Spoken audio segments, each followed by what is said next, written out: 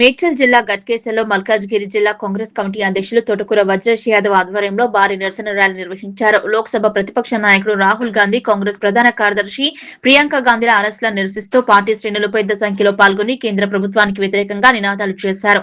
ఈ సందర్భంగా తోటకూర వజ్రేష్ యాదవ్ మాట్లాడుతూ ప్రజాస్వామ్యాన్ని పరిరక్షించాల్సిన ప్రభుత్వమే ప్రతిపక్ష నేతల గొంతు నొక్కి చర్యలకు పాల్పడటం దురదృష్టకరమన్నారు. ప్రజల సమస్యలపై పోరాడుతున్న రాహుల్ గాంధీ, ప్రియాంక గాంధీలను అరెస్టు చేయడం ప్రజాస్వామ్య విలువలకు విరుద్ధమని విమర్శించారు. ఇటువంటి నిర్బంధ రాజకీయాలను కాంగ్రెస్ పార్టీ ఎప్పటికీ సహించబోదని, ప్రజల తరపున తమ పోరాటం మరింత ఉధృతం చేస్తామన్నారు. ఈ నిరసన కార్యక్రమంలో మాజీ ఎమ్మెల్యే మలిపతి సుధీరెడ్డి, పిసిసి ఉపాధ్యక్షులు వేముల మహేష్ గౌడ్, గట్కేసర్, నారపల్లి, ఎదిలాబాద్ డివిజన్ కాంగ్రెస్ అధ్యక్షులు, పార్టీ నాయకులు, కార్యకర్తలు పాల్గొన్నారు. నిన్న జరిగినటువంటి ఏదైతే దుర్మార్గమైన సంఘటన ఉందో, మొన్న జరిగినటువంటి గౌరవ పార్లమెంటు ప్రతిపక్ష నాయకుడు రాహుల్ గాంధీని విద్యార్థులకు మద్దతుగా వస్తే లాక్కపోయి రక్తాలు వెళ్ళేటట్టు తీసుకెళ్లినటువంటి భారతీయ జనతా పార్టీ మోడీ సర్కార్ను బర్తరఫ్ చేయాలని చెప్పి కాంగ్రెస్ నాయకులందరూ కూడా నిన్నటి నుంచి పెద్ద ఎత్తున మీద రోడ్డు మీద రావడం జరిగింది. విద్యార్థులతో 152 సార్లు 10 సంవత్సరాల్లో ఆడుకున్నటువంటి నరేంద్ర మోడీ గారిని నేను ఒకటే అడుగుతా ఉన్నాను.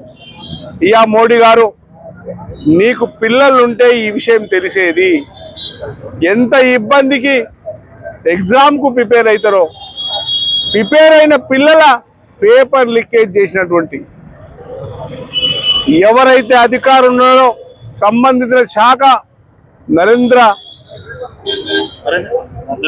ధర్మేంద్ర ప్రధాన్ గారిని సస్పెండ్ చేయాలని చెప్పి మేము డిమాండ్ చేస్తూ ఉన్నాం.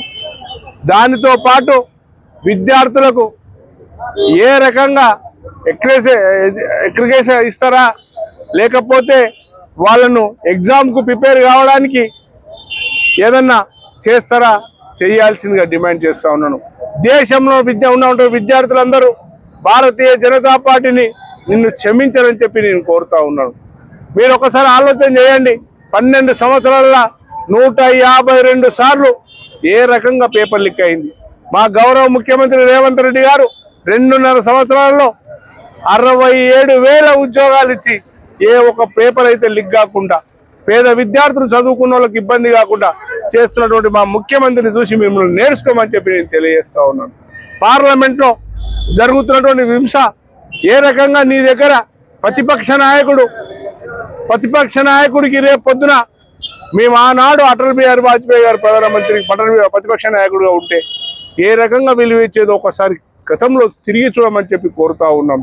భారతీయ జనతా పార్టీ ప్రతిపక్షంలో ఉన్నప్పుడు గౌరవ ప్రధానమంత్రిగా రాజీవ్ గాంధీ గారు కానీ, అదేవిధంగా కాంగ్రెస్ పార్టీలో ఉన్నటువంటి ప్రధానమంత్రులను ఒక్కసారి వీడియోలు చెక్ చేయమని చెప్తా ఉన్నాం. ఏ రోజన్నా ప్రతిపక్ష నాయకుని భారతీయ జనతా పార్టీలో ప్రతిపక్షంలో ఉన్నప్పుడు ఏ నాయకునన్నా ఈ రకంగా మేము హింసించినా చూడవని చెప్పి కోరుతా ఉన్నాం. మీరు చేసిన దుర్మార్గానికి మిమ్మల్ని ఖచ్చితంగా మీ అందరికీ ప్రజలు తొందరనే బుద్ధి చెప్తారు. విద్యార్థులు, ఈ దేశంలో ఉన్నటువంటి విద్యార్థులంతా కూడా దాదాపు 24 కోట్ల మందికి నువ్వు ఉద్యోగం ఇచ్చిన అవసరం ఉంది. ప్రతి సంవత్సరానికి 2 కోట్ల ఉద్యోగాలు ఇస్తానని చెప్పినావు. కోట్లాది రూపాయలు వాళ్ళ అకౌంట్లో వేస్తానని చెప్పినావు. ఎక్కడ పోయినాయో చెప్పాల్సిందిగా మేము డిమాండ్ చేస్తూ ఉన్నాను.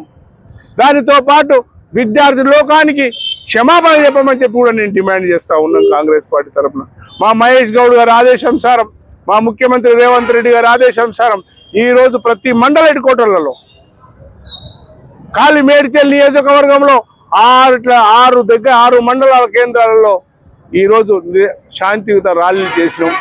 దాన్ని అడ్డుకోవడానికి బీజేపీ నాయకులు గుండాలుగా వస్తారు. అయ్యా, మీ ప్రభుత్వం ఉంది కేంద్రంలో, మీ మోడీ గారు దగ్గర పేపర్ లీకేజ్ అయ్యింది. మీరు తల వంచుకొని విద్యార్థి లోకానికి క్షమాపణ చెప్పకుండా మా మీద దౌర్జన్యానికి వస్తే మీకేమొస్తుందో చెప్పాల్సిందే నేను కోరుతా ఉన్నాను. మాకు పోటీగా కాంగ్రెస్ పార్టీ ఆఫీస్ మీద దౌర్జన్యం చేస్తారు. మేము ఎక్కడైనా ర్యాలీ తీస్తే పోటీగా ర్యాలీ పెడతారు. ఇదెక్కడి ప్రపంచం?